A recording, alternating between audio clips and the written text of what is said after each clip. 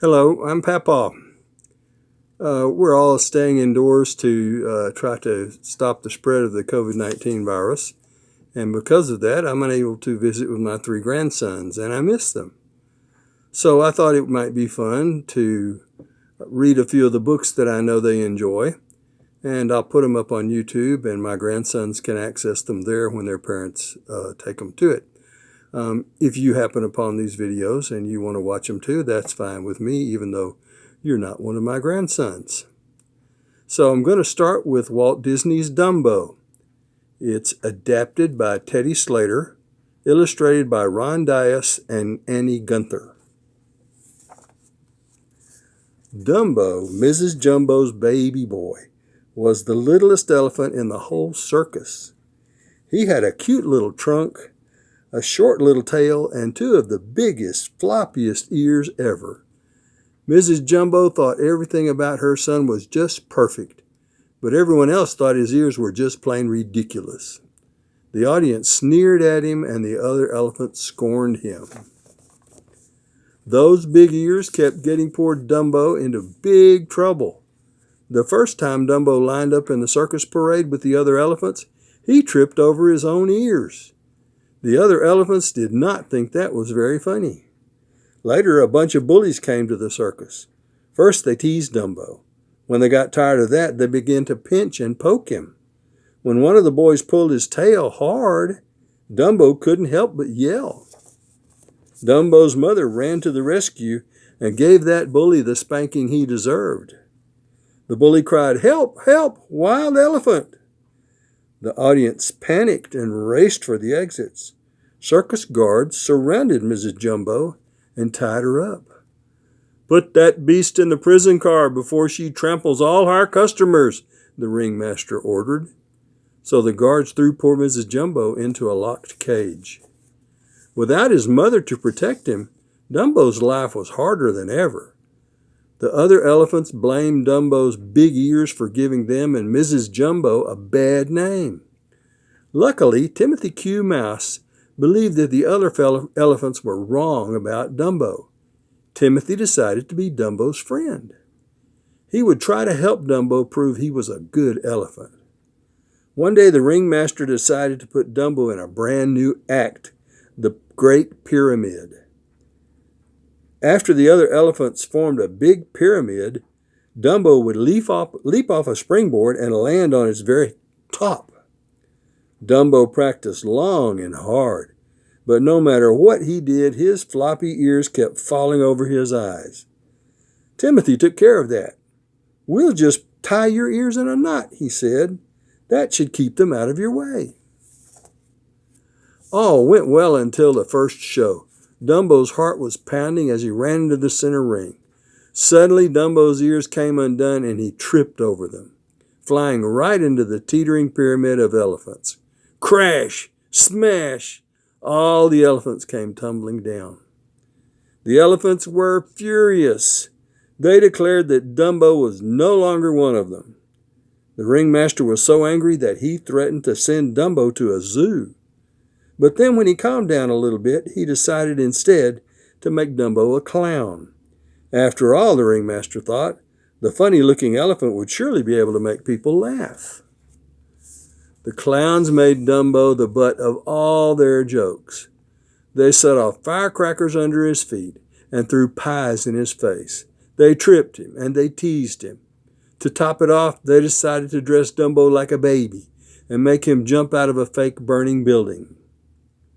Dumbo soon found himself trembling on top of the fake building while fake firefighters clowned below. Too scared to jump, Dumbo felt the hot flames at his feet. Then he felt a shove from behind as one of the clowns pushed him out of the open window. Down Dumbo fell through the firefighter's safety net and into a tub of mud. The audience laughed and laughed, but Dumbo felt like crying. To cheer him up, Timothy suggested that they visit Mrs. Jumbo. Late that night, the two pals sneaked over to the prison car. Mrs. Jumbo stuck her trunk out through the bars and gave her boy a big hug. "Don't let the hard times get you down," she said. "Just do your best and someday you'll be flying high." By the time Dumbo left his mother, he was feeling much better. When Timothy tucked snugly into his cap, Dumbo strolled into the countryside. He began to hop and then to dance. Far into the night, Dumbo frolicked in the moonlight. The next thing Timothy knew, it was morning. He was surprised to find that he and Dumbo weren't in their circus tent or even on the ground. They were perched high on a branch of a very tall tree. And they weren't alone. On a nearby branch sat a whole flock of crows. When Dumbo woke up, he was surprised too. He fell right out of the tree and into a shallow pond. "I wonder how we ever got up there," Timothy said. "There's only one way up," the biggest crow said. "You must have flown." "But we don't know how to fly," Timothy protested. "It's easy," the crow replied. "Just flap your wings." The bird pointed to Dumbo's big ears. Well, I'm fighting with the page here. Okay.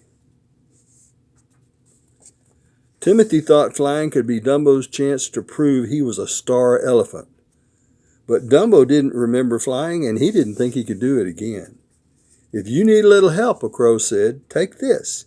And he handed Dumbo a shiny black feather. "It's magic," the crow explained. "Hold on to this and you can't help but fly."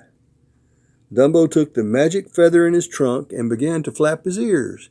Faster and faster Dumbo flapped, but his feet remained planted firmly on the ground. "Come on, Dumbo," Timothy urged. "You just need to get a good start." Timothy and the crows led Dumbo up to a high ledge. The little elephant again began flapping his ears, and the crows gave him a gentle push.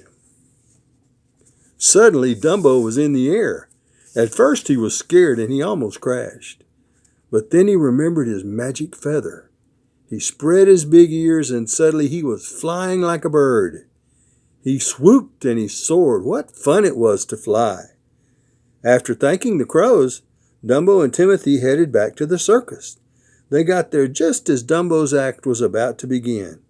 Once more, Dumbo found himself atop a burning building.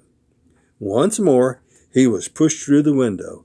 But this time, it was Dumbo who had the last laugh.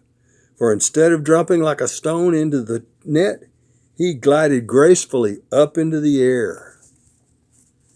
As the crowd gasped in amazement, Dumbo flew higher and higher, upside down, right side up. The happy little elephant flew every which way. Dumbo was having a lot of fun, but suddenly the magic feather slipped from his trunk and fluttered to the ground. Dumbo panicked and began to plummet after it. Dumbo would have crashed if he hadn't heard Timothy cry, "Come on, Dumbo, you don't need that feather to fly. All you need is your own 2 ears." Dumbo knew his friend was right. Spreading his big ears, he hovered just inches above the ground. Then he gave a mighty flap, and soon he was flying higher than ever. From that day on, Dumbo was a star. The ringmaster changed the name of the show to Dumbo's Flying Circus.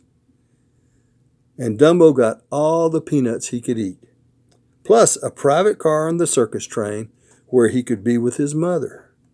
Now all the other elephants tried to stretch their ears so they could be just like Dumbo. It was no use, for there never was and never could be but one flying Dumbo, the only flying elephant.